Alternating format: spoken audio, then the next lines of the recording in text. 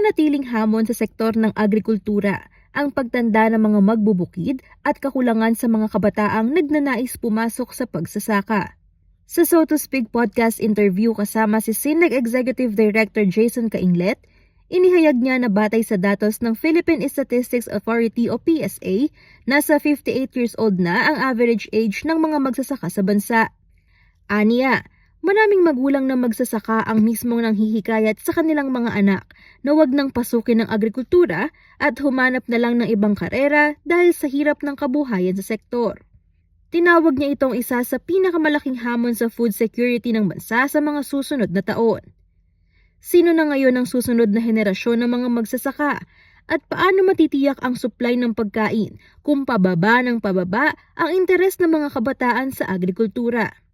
Alamin ang kabuuang talakayan tungkol sa kalagayan ng agrikultura, food security at ang epekto ng mga kasulukuyang polisiya sa lokal na produksyon.